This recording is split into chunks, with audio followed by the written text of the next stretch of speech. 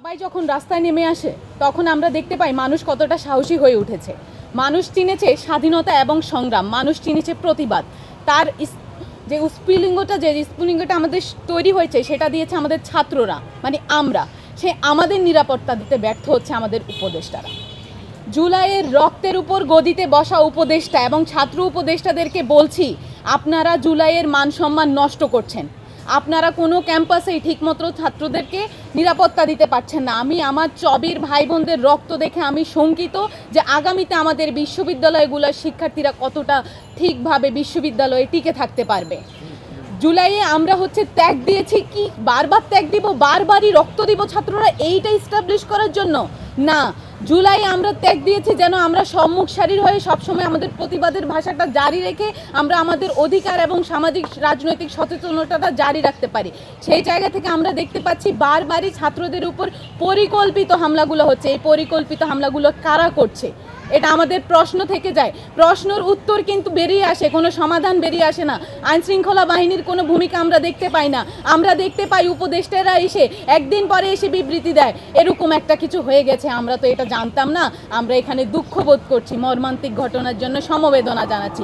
সমবেদনা জানানোর জন্য কোনো উপদেষ্টাকে আমরা গদিতে বসাইনি। আমরা দেখতে পাচ্ছি ডাকসু নির্বাচন এবং আমরা বিশ্ববিদ্যালয়ের আরও অনেকগুলো নির্বাচনের প্রত্যাশী এবং আশাবাদী। সেই জায়গা থেকে আমরা ডাকসু নির্বাচনে যেই ধরনের দলীয় লেজুর ভিত্তিক প্রভাবটা আমরা ইতিমধ্যে দেখে ফেলেছি, সেই জায়গা থেকে আমরা শঙ্কিত। এবং আমরা ঢাকা বিশ্ববিদ্যালয়ের শিক্ষার্থীরা যথেষ্ট সোচ্চার হয়ে যাচ্ছি এগুলা যেন ডাকসুতে আমরা না দেখি। সেই জায়গা থেকে আমি প্রশাসনকে বলবো, আপনারা প্রার্থী কোন অর্থে ওয়েট দিচ্ছেন, প্রার্থীর ওয়েটটা আপনারা কিভাবে হেভি দিচ্ছেন? টাকা দিয়ে নাকি প্রার্থীর মিডিয়া টিমের পাওয়ার দিয়ে আপনারা প্রার্থীকে হেভি ওয়েট হিসেবে উপস্থাপন করছেন? আমরা যারা নিম্ন মধ্যবিত্ত ঘরের পোলাপান সবসময় আন্দোলন সংগ্রাম করে এসেছি সম্মুখ সারিতে, আমরা ত্যাগ দিতে এগিয়ে গিয়েছি। আমাদের টাকা নাই বলে কি আমাদের কোনো ওয়েট নাই? আমরা যে বিগত সময়গুলোতে বিশ্ববিদ্যালয়ে 6 থেকে 7 বছর ধরে কাজ করে গেছি শিক্ষার্থীদের জন্য, বিশ্ববিদ্যালয়ের জন্য লীগের চোখে চোখ রেখে আমরা কথা বলে গেছি। সেই ফার্স্ট ইয়ারে এসে সিঙ্গেল গেস্ট রুম খেয়েছি লীগের হাতে, গণরুম গেস্ট রুমের শিকার হয়ে প্রতিবাদ করে গেছি। আমাদের ওই কি টাকার কাছে হেরে যাবে? আমার বিশ্ববিদ্যালয়ের শিক্ষার্থীদের কাছে, আমার ভোটার ভাই বোনদের কাছে আমার প্রশ্নটা থেকে যাবে। কোনো এক প্রার্থী তার সুনাম ছড়িয়ে ছড়িয়ে তাকে বিপি বানিয়ে দেওয়া হচ্ছে কেন? একটা প্রার্থীকে বলা উপস্থাপন করা হচ্ছে ভাই অনেক ভালো, ভাইকে ভোটটা দিও।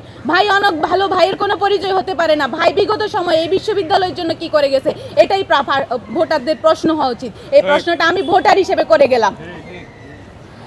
আপনারা আগস্টে দেখেছেন আমরা দলীয় লেজুর ভিত্তিক চেইন ভাঙার জন্য আন্দোলনটা করেছি।